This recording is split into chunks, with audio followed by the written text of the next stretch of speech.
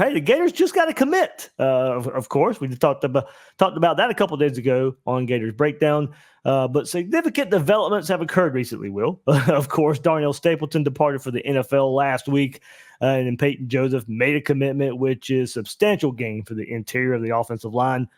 Coupling that with top offensive tackle is crucial.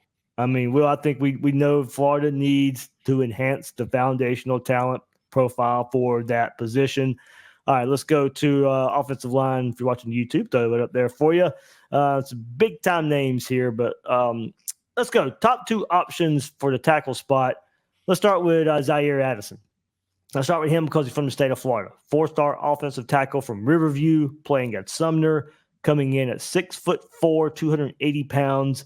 He says the Gators, quote, really have a shot. A spring game trip is in the works and working to get a better relationship with Rob Sell, a recent winner of MVP honors for the offensive line at the Under Armour Orlando stop. He's got long arms, athletic, able to play all 5 spots along the offensive line, and it's that versatility that stands out, of course.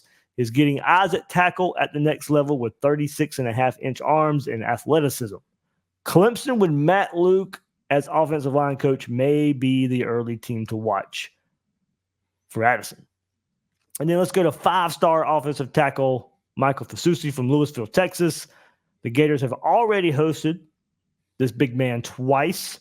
During his first visit last summer, he was impressed by the campus surroundings, leaving with the impression that the Gators were a significant contender in his recruitment. He then made a second visit to the Swamp for the Gators game against FSU. Texas's in-state teams and Oklahoma consider him a priority, so they'll be tough to beat. As one of the top names in a prime position, he will attract many suitors, of course. Florida's among the teams pursuing him from the start. He mentioned that Darnell Stapleton's absence from the Gators staff does not affect him, as Rob Sale is his main recruiter. Florida still needs to schedule an official visit for the 6'5", 300-pound 5-star prospect to get him out of the state of Texas. Another name here, just quickly, Tavares Dice from Georgia, another option, but Auburn is the team to beat right now. He's been on Florida campus a few times. A decision could come for Auburn pretty soon. But let's keep it going here, and let's go to the interior here. Solomon Thomas from Jacksonville Reigns. He could play either tackle or guard at the next level, but many view him as an interior prospect. You got to make him on your wish list, Will. I mean, because right now he's pledged to Florida State. He's got to be on your wish list. I don't know if you can pull him away from Florida State. Committed to Florida State last December, but remaining to be open to other visits. In January, he spent 3 days at Florida and claimed it was his best visit so far. He plans to keep options open, has identified Florida, LSU, Miami as the 3 most interested teams. Florida State's always been considered a front runner, even before his commitment, but Florida continues to pique his interest. Keep it going with Max Buchanan, 4-star interior offensive lineman from Sanford, Florida. That's Florida of one of 3 schools with a confirmed official visit date. Buchanan will begin his multiple-day stay in Gainesville on June the 7th. And similar to Fasusi, Buchanan, a Central Florida native, primarily communicates with Rob Sell, with whom he is really close with. Buchanan believes in the program's trajectory and is confident that DJ Lagway and others will successfully revitalize Florida. He is a versatile prospect, able to play as guard or center, and is notably physical. Although Clemson and Central Florida are the only other schools with confirmed official visit dates, they won't be the only official visits Buchanan makes. And to wrap it up right here, Caden Strayhorn. The Gators view him as a center at the next level from IMG. They've been consistently in touch with him, the 3-star since offering last year. Had significant visit during last season's victory over Tennessee. However, it was January's junior day that offered him a great experience. His family also traveled down from Michigan, which made the academic presentation and detailed discussions memorable for him and his family.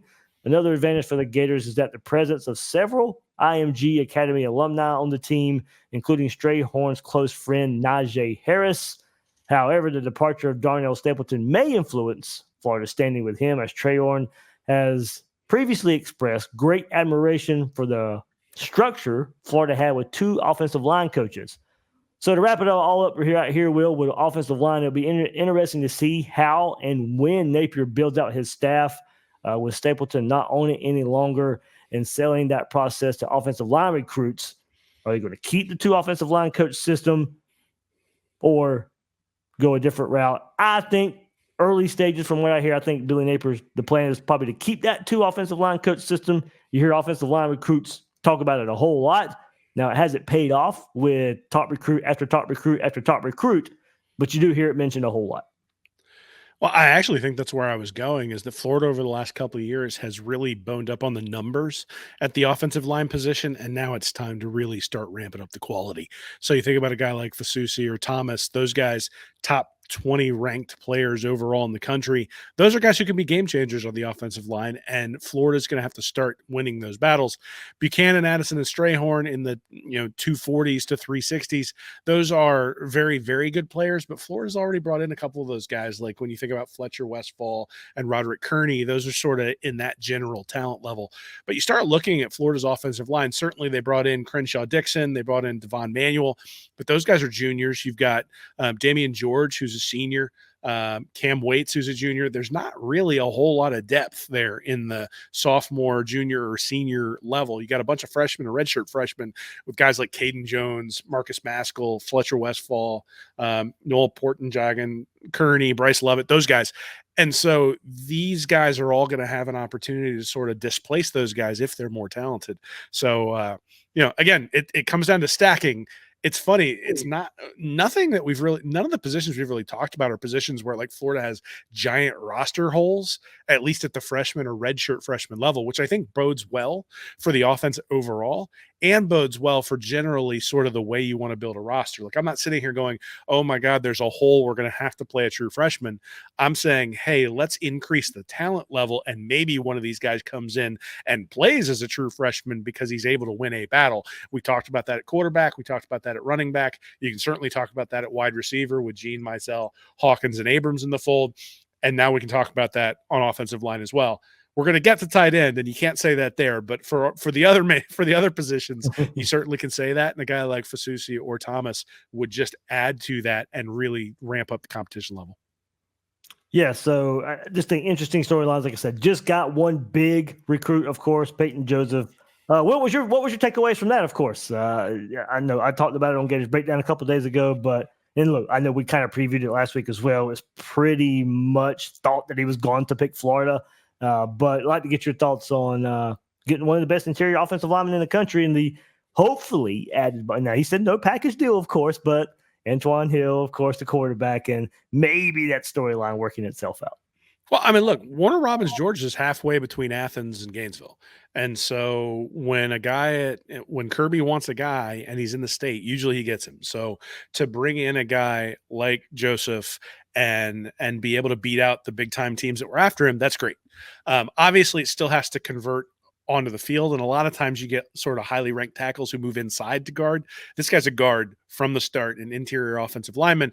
And we've seen what Florida can do with relatively low ranked interior offensive lineman. I mean, Osiris Torrance was not a guy who had offers from every major program out there, turns into a unanimous All-American. So certainly the two offensive line coaches have shown benefits in the past, just not sort of holistically within the entire offensive line. I think at this point you've got a bunch of bodies, and I think sort of what I said about the guys we just talked about applies to Joseph as well, is he is an upgrade in the talent, at least the talent profile for the interior offensive line.